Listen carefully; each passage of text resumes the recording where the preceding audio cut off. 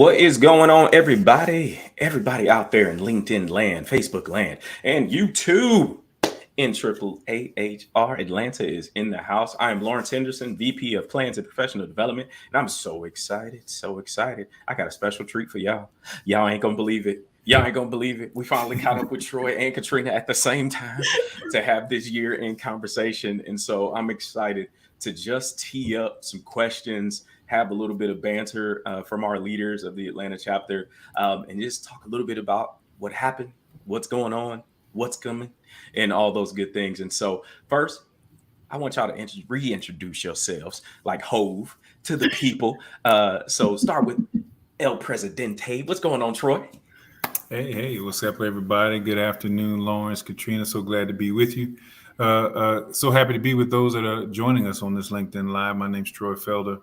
I've been president of NAAAHR since the spring of 2020. And so really excited about this opportunity, the year that we've had, the upcoming year that is to come. I've been a part of NAAAHR since moving to Atlanta in 2014. I've been an active committee member since 2017, then moving on to the board in various leadership positions. And so this is an organization that's dear to my heart, and I'm on with two dear friends. So I'm just excited about having this discussion. All right. Thank you, Troy. Katrina. Yes. I am Katrina Shackelford. I am the current SVP of NAAAHR Atlanta. I have been working with the organization for the past 5 years. I started out as a scholarship award recipient. And after receiving the scholarship award, I started on the board as the VP of Events and Volunteer Resources and matriculated through about 3 roles. I think last time I was the VP of Operational Effectiveness and Administration and have now ascended to the SVP role. So I love the organization. It's fun. And as Troy said, on here chatting with 2 friends and colleagues. Yes. And so for everybody, again, the last several years have been trying for everyone across the board, regardless of organizational affiliation, business affiliation. And just so this last year, kind of year in review, Troy and Katrina, kind of what were your goals at the beginning of the year, and then kind of answering how's it going as we get to this point in the year. Yeah, I guess for me, I'll start it off. It started with the president's message that really acknowledged the great resignation, the great reevaluation that has been referred to as well. And I think from an organizational standpoint, we wanted to position ourselves as a resource, not only to our members, individuals that had various aspirations, capabilities, competencies, as well as maybe background and track records. But also we wanted to position ourselves as a resource to organizations to make sure the organizations also knew during this time of reevaluation things that they could do to better empower their employees. I think it was really key that both sides of the coin understand their position. It was a position of strength if you saw it as such. And so we really wanted to make sure the organizations really understood those dynamics, things that they could do in order to equip and empower through autonomy, through flexibility, but then also for individuals because of choice, because of the vast number of opportunities. How can you attack those opportunities and do it in a smart and intentional way? Yeah, Katrina, kind of the same question for you. Kind of your thoughts about kind of where we navigated from and kind of how we're landing as this year is speeding towards a successful close. So this, excuse me, I actually was thinking about this a little this year. The last 2 to 3 years have been very interesting for our organization overall. At the beginning of COVID, we lost a great asset to the organization. And with that loss, we have had to regroup over the last couple of years, and have some really hard conversations about where we go as an organization. We used a large portion of this year trying to set a standard, figure out where we're going, what we want to do next. It was a very long, tedious process, but we came to a decision, and we are at the close of this year, made a decision to continue to move forward. And now we have to take that decision and move into next year, creating this new space, reorganizing, rebranding, pulling things back together so that we can reach the level of reascend to our peak. We were a very strong organization, and we just have to get back to that space. So I'm excited about what's to come. I think the path that we took this year was much needed, and it showed us a lot of things about ourselves and help. I think it's going to help us paint the picture for moving forward. Yeah. And I think what both of you acknowledge there is the candidness and the courage and the vulnerability of being leaders in this time of transition, not just for us as an organization. Like, we were experiencing this transition of loss, of being in categories that none of us signed up for, but now needing to lead people through. And anybody who's out there listening live, just throw some claps and some hands for Troy and Katrina just banding together, because it couldn't have been easy to navigate a once large gathering organization in person to now, okay, what is the world supposed to look like? Through impact, through service, and all those things that were a staple for us in years past, but now ushering us into the future. And so kind of this next question, Troy and Katrina, is like, okay, for you, from where you sit, what does the future look like through your eyes for NAAAHR Atlanta? Yeah, when I look at it for the organization, it starts with Katrina just said, it's about a reascension, and I don't think that there's a lot of ground that has to be made up there.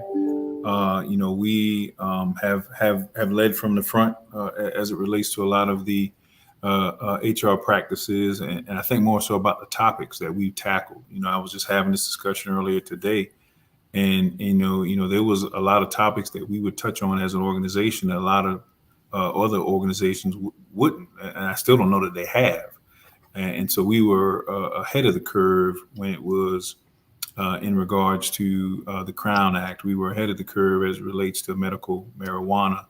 The same was true for recidivism. And what is that next topic? And I know for me, I want to maintain that position of thinking outside the box. Again, being a resource for our members in terms of information and awareness, and then also being that resource for organizations, because we see ourselves as such for the business community, not just the HR community. And so, that's what I see as next for the organization. And that's what 2023 is going to allow. I think a lot of our transition, or our pivot, I'll say, to a virtual environment was one that was necessary, one that we navigated well, thanks to Lawrence, quite honestly, your leadership, also that of your co-VP, Kalitha Johnson. And, we're thankful for that. And so when I look at what we've always referred to as the heart of our organization, it is plans of professional development, as we refer to as P&PD. That's what you'll see there in the tagline for Lawrence. Plans of professional development is at the center of our organization. We've been doing it virtually, and as we move forward, we want to return to having an in-person presence. And so that's one of the things I see as next for us in this coming year.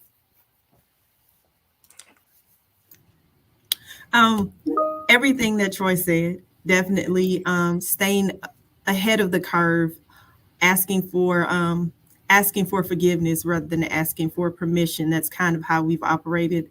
It's a little bit how I operate in my life, period.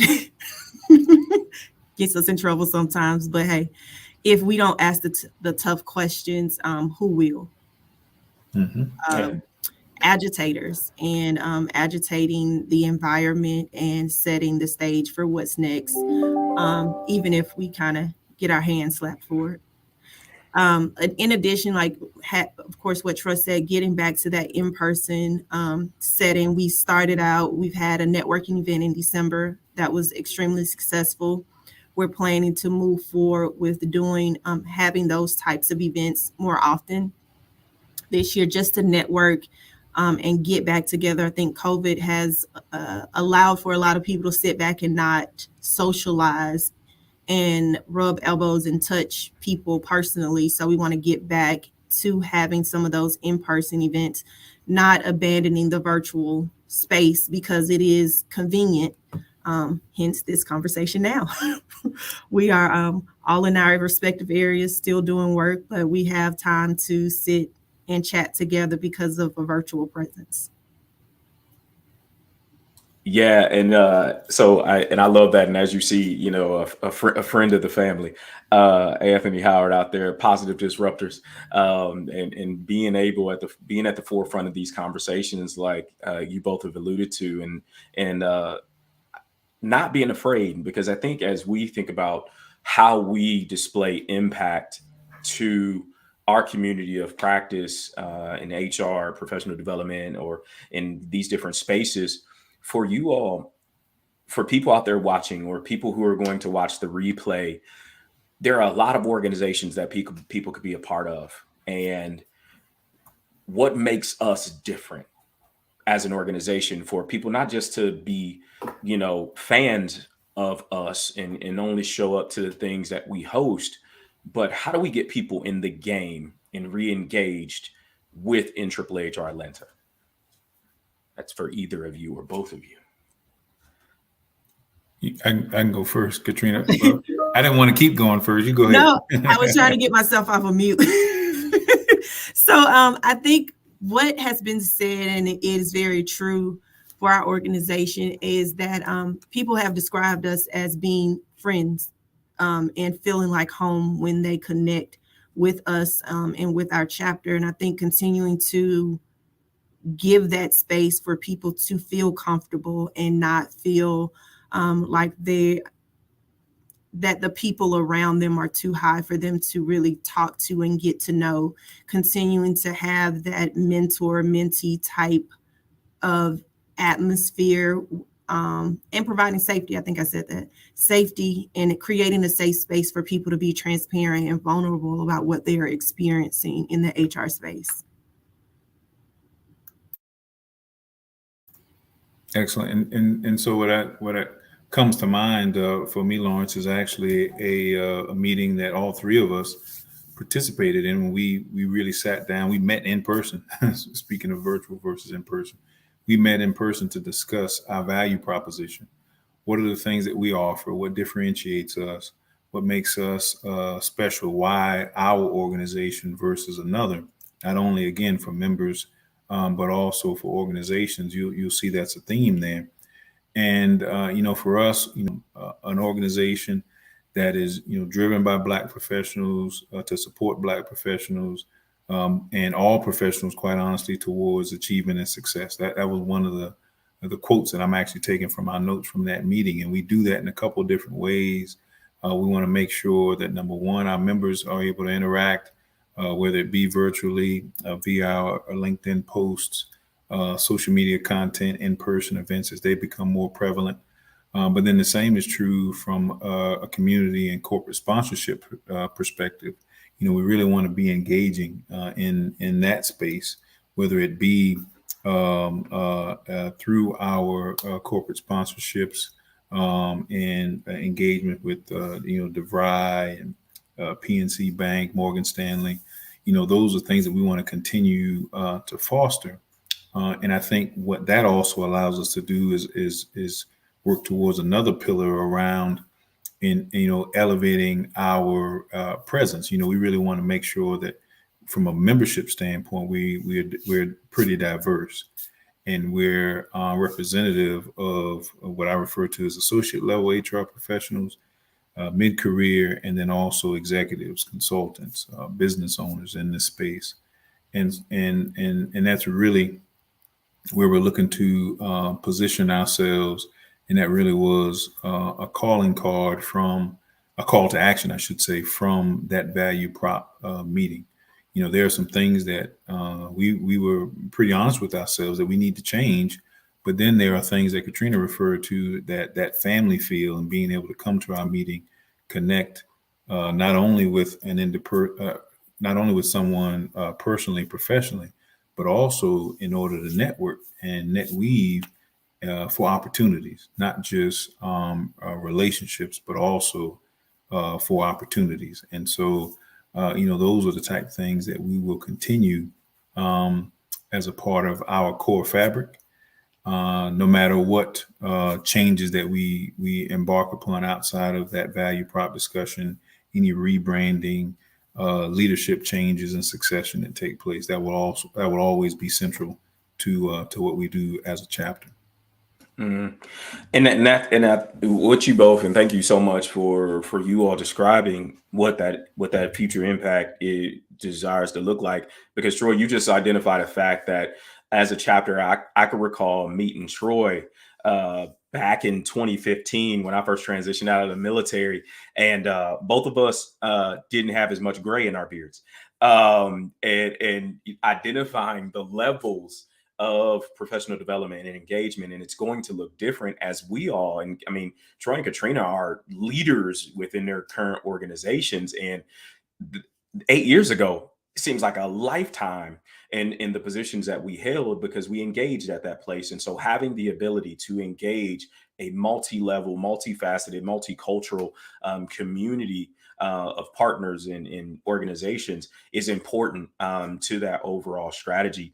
And for those people looking to get into the game of service, to say, you know what, I'm looking for an organization to support, what types of opportunities exist within NAAAHR Atlanta, where there's committees, leadership roles, different things like that? I'll start there.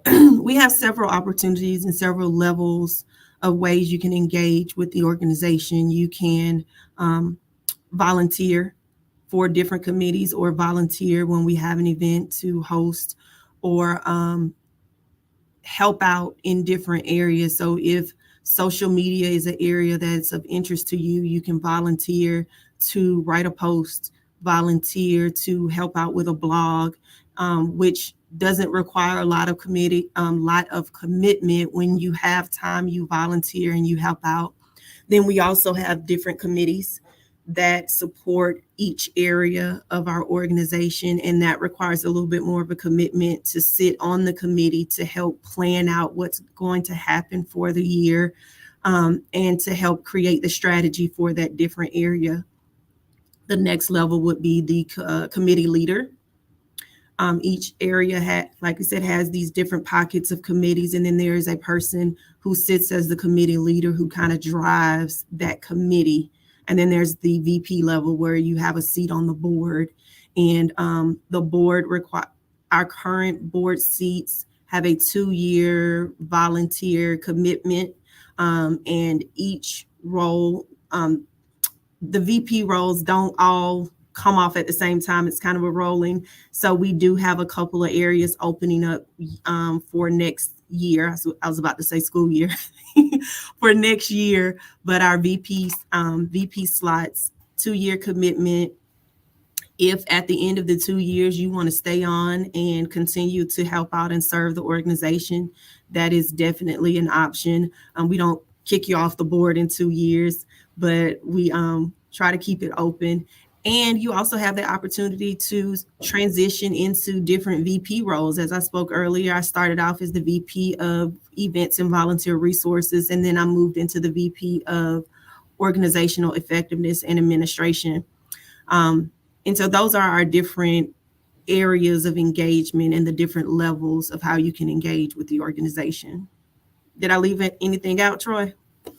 No, you've covered it pretty comprehensively. The only other thing I was going to add was actually mention a few of those committees by name, because whether there's an open leadership role, there's always an open seat on the committee. If you're looking to engage, support the organization, quite honestly, if you're looking to grow as a leader, we're really intentional about board development. And so, we do have a plans of professional development. I mentioned that already.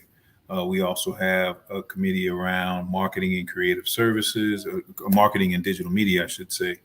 We have community partnerships, we have membership engagement, and then we also have the committee around corporate sponsorships. Mm-hmm. And so, there is an opportunity as a committee member, and then also within those spaces, we have leads that Katrina referred to in terms of VP positions. One thing that we transitioned to initially, probably I was the first co-VP of a committee back in 2017, I believe it was. I was the first co-VP of plans and professional development. Since that time, we've actually replicated that model across all of those committees that I referred to, specifically plans and professional development. But then we have co-VPs of membership, and we have co-VPs of events and volunteer resources. And so there's opportunities, again, not only for development, but then also succession. Mm-hmm. Katrina gave her background. I started as a committee member on plans, went to co-VP of plans, then went to SVP before ascending to president of the chapter. Mm-hmm. And so, again, these are the type opportunities that are available from a leadership standpoint. But then overall, there's opportunities to get involved and get engaged as general members or committee members as well. Mm-hmm. Yeah. And again, as an active member of the Plans and Professional Development Committee, one of the biggest things that I love to answer for people who are looking at opportunities to serve is answering the question of what's in it for you.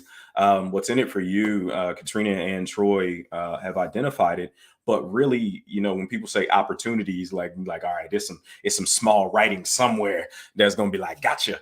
But really, putting service in context is, this is a couple hours a month, literally. And not, you selling us a limb or something that we're going to take back at the end of the year. But one of the things about service is, again, serving in context. And then you get in an area that really speaks to you where you are in this season of life. That's wildly important because it doesn't feel like work when you're serving at the capacity or in a area that really speaks to where you are in your career professionally and personally. And then again, you're able to show up in your authentic self and as your whole self. And then once you're introduced to something like a position like corporate sponsorships or community partnerships or something like that, and you see the vigor and the passion and the purpose from that VP or that committee, then you'd be like, let me try that out. And then trying to go somewhere. And that's the other part that I've loved about being an active member on the board is really engaging different committees and being exposed through education. And Troy mentioned active board development. And there's something that we're going to do with our board that we're going to keep a secret because it's only for our board. So if you want to know what I'm talking about, be nosy and actually get in the game. But there are announcements. We only have one announcement that we're going to do today, but we're adding new leadership. We're adding new team members. People are being elevated. People are rolling off and becoming friends of the family, active friends of the family, because you're still coming to the cookout and you might be cooking. But there's one announcement I know we have today about. Lawrence, before you start that announcement, let me say this too, because when you were talking, it made me think back to when I really started, and I actually forgot about this. I sat on the events and the events committee when I started. After getting the scholarship, Leon pulled me in and asked me to sit on the events committee. He had an ulterior motive because soon after that, the board was looking into creating the VP of events and volunteer resources. So I was the first person to serve in that capacity. And it came out of the board looking at where we were and deciding and seeing that we had a need for a new board seat to be responsible for corralling and supporting our other board members when events took place. And so you never know what will grow, what your position or your role will grow into. For me personally, I've had the pleasure of, in addition to this board seat, sitting in two positions where I was the first. I was the first person in the position. So I set the stage and created the role, which is extremely exciting because There's nobody before you. It can be scary too, because some people are like, oh, what do I do? Be you. And when you are you and just operate in your gift and what makes you, what excites you, it can grow into something like super great. Yeah, you never know. You never know. So that's a great one. Yeah, and again, it was said like this. It makes me think about Katrina. Somebody said this to me years ago. They said your gift will make room, Absolutely. and coming to actively serve from that authentic place. The only way that that becomes true is you continuing to show up. Hmm. That's step one, is showing up and allowing your gift to make room for that elevation, for that maturation, Hmm. matriculation. I'm just pontification, all the way through. Watch But it. you got to Yeah, be present. You got you do. that's the response. You got to be present. You do, and you have to do the work. I will say the progression over the last 5 years has been very interesting, but it's also required a lot of work. And with coaching, to really have to look at yourself and say, okay, what do I need to do different? What do I need to change? Because I feel like my professional career has like really grown over the last 3 or 4 years, and it's because I did coaching and really start to sit in. Okay, let's not be afraid, not sit back, because that's what I used to do a lot. I would just sit back and kind of let things go, and it's like, stop being afraid, just say it. Yeah, Mhm. just say it for the people in the back. That's right. All right. So, Troy, do you have something to announce? I do, and so as we've come to this end of year discussion, Lawrence, thanks again for pulling us together. We did want to take this opportunity. Yes, we've reviewed our committees and our structure. We do have open positions that will be posted at a later time Mhm. as it relates to board seats, but seats that we do have that we have currently filled. I know we had a runoff election here in Georgia last night, but as it relates to NAAAHR Atlanta, I am proud to announce that Katrina Shackelford actually will be moving into the presidency in 2023. And I will be taking a step back, if you will. I've joked with them that I'm actually looking forward to being an advisor, being an immediate past president of the organization, but I have every intentions of staying engaged and involved because not only do I love the organization, but I love and want to support Katrina in her new role as well. And so I do want to say congratulations, give up some hand claps Thank to you, Katrina thank you, in thank her you, role. thank you. And Katrina, I believe you have an announcement to make as well. I do. Um, so with the ascension to the president's role, that leaves our senior VP position available. And I am happy to announce that Lawrence Henderson will be rolling into that spot of SVP. And I am very excited about that. So looking forward to what we have in store for next year. Yes, and I would like to say that my arm was twisted behind my back. I was held at wooden gunpoint to say, "You won't say yes." No, I am I pumped. did, I did, I Yeah, did. A right. little bit, just a little bit, just a little Yeah, bit. What it you was say? like We don't sell limbs. We don't we'll ask sell nobody to limbs, sell any but we do limbs. hold, but we do hold you hostage. Now, we're pumped about the new year, and Troy, that ascension to that advisory role, which is such a key role for continued development Mhm. of board members, which is something. It's a strategic position.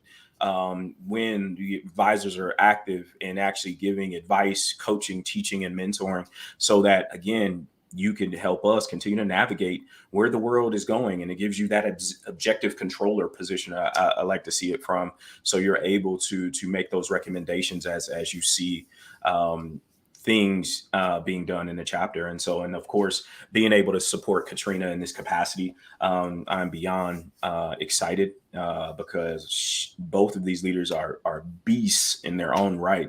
But I seen Katrina at work, and so I got to keep up. I got my running shoes on. I got some brand new Hocus.